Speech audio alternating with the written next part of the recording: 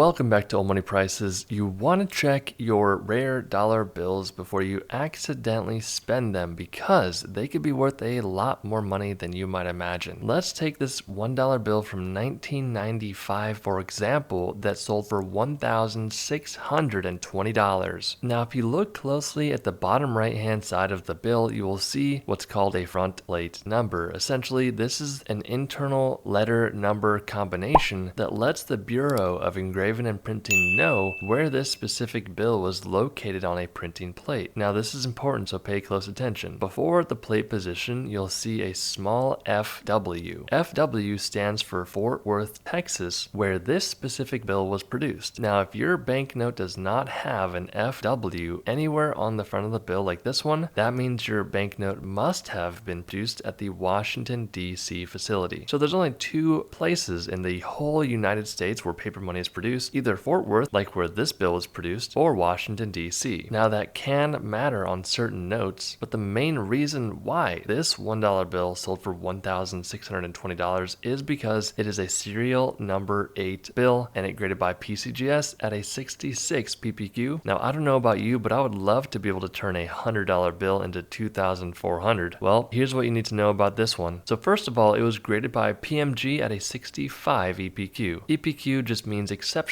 paper quality. That means there are no stains, no tears, no pinholes, etc. This one got the 65 grade mainly because of the centering. If you look at the margins left to right, you can see that the right margin is much smaller than the left margin. Now, if this banknote was to have a single fold anywhere on it, even if it's a small corner fold that goes into the design of the bill, that would drop the grade down to a 58 at least. 58 means about uncirculated. What you really need to take away from that information is the fact that if you find a rare bill, the less folds and the better centered it is, the higher grade it's going to be and the more money it's going to be worth. So why did it sell for $2,400? Well, the condition's important. Make sure you don't fold your bill. But the biggest thing is the fact that it's a descending ladder serial number. Essentially what that means is the serial number goes from 9 all the way down to 2 consecutively. You can see it reads 987-65432. You can also have an ascending ladder where it goes from the lowest to the highest, reading from left to right. You can also have a broken ladder serial number. That means that all of the numbers in the serial number are different, but they're all jumbled around. Those typically do not bring anywhere near the amount of money an ascending or descending ladder serial number can bring. Do you have a rare banknote that you want to get looked at? Well, this is what we would recommend doing if you think you have one. We say you get the opinion of multiple people. So you can go to some coin shops around you. You can do some research online, try to find more information about your bill, or what you can do is you can join our school community. You can send me and my team pictures directly to this community. You don't need any technical experience. It's completely easy to use. You can learn more about that down below, but let's hop into the next bill. You're going to want to pay attention to this one because this $20 bill sold for $5,520. Now, when you're looking at the back of this bill, you're going to be looking at the back plate number. That's located at the bottom right-hand side of this bill. So very similar to the front plate number, the back plate number essentially tells the BEP employee where this bill was located on the printing plate. When you're looking at the front of the bill, if you haven't noticed already, you're going to see a barcode at the top left-hand side of this banknote. Now, something like this worries us a little bit because it looks like something that can be easily replicated. That's why getting your bill graded by a third-party company like PMG is so incredibly important. There are people out there that will try to rip you off and scam you. Trust me, I see it all the time. What they would do in this instance is take a $20 bill, see a video like ours, put it through a printer, and try to replicate this error. Our word of advice is do not buy anything online that is not certified by a third-party company like PCGS or PMG, because those companies will give a full money-back guarantee that you do indeed have a genuine error. So whenever buying or selling banknotes, we recommend them to be graded. Now, if you look at the top right, you can see this got the extremely fine 40 grade. That means this bill is going to have around 4 folds on it. That tells us that this banknote was out there in circulation for quite some time before someone noticed that something was wrong with it, pulled it out of circulation, got it graded, and then sold it for $5,520, $6,721.20 for this 2004 $50 bill. So you'll notice on the front of the bill that the third and final print, which is the overprint, is completely missing. That's pretty odd. Now when you go to the back of the banknote, you'll see that the overprint was actually printed on the back. So if you didn't know, the back of the bill is the first print. The front of the bill, which you see here, is the second print. This is a great example of what the front of the bill looks like before. The third and final print goes on top of the bill, which is that overprint, which is on the back of this bill. Completely big mistake by the Bureau of Engraving and Printing, but someone definitely got this $50 bill. Maybe they were receiving some money at a bank, saw this, got it graded, and sold it for $6,721.20. Now this is a genuine United States $5 bill that is called a silver certificate. You can see at the top center it says silver certificate. Back in the day, you could bring a $5 bill silver certificate to a local bank and they would give you silver in return for the banknote that you give them. This is such a cool concept. I wish they still did it. Typically, you will see these silver certificates with a blue seal and serial numbers. This example is also a star note. During the printing production of this sheet of $5 bills, there was some sort of error that occurred. A quality control manager noticed the error, got the sheet of bills reprinted with a star at the start of the serial number. This is so important because the US BEP doesn't want there to be any shenanigans happening or money being stolen, so they do all of this for bookkeeping purposes. If you have a 1934C $5 silver certificate like this one, get it checked out because this one sold for $12,000. Alright guys, $22,800 for this 1928C $10 bill that graded by PMG at a 64 EPQ. Now this is a light green seal, so if you haven't noticed already, the seal at the right and the serial numbers look a bit more lime green than typical. So there were some production runs where they are a lighter green overprint. That is typically a good thing when it comes to the value of a bill. Light green seals are almost always going to bring a bit more money than dark green seals. If you have a 1928C $10 light green seal bill like this one, you're in for a real treat guys, because this one sold for $22,800. This $2 bill sold for $35,250. Now I don't want to get your hopes up. Most of your $2 bills that you see are only going to be worth $2. Heck, I'll go to the bank, get some $2 bills, put them in my wallet, and I'll pay sometimes for tips, or I'll pay with them at a local store. Typically because people think it's the coolest thing when they see a $2 bill. The main reason why this one sold for a staggering $35,250 is because it's a serial number 1 that's also a star note. Serial number 1 $2 bills are extremely sought after and valuable. If you want to check out our school community, there's going to be a link down below. Click on that link to learn more and we'll see you inside.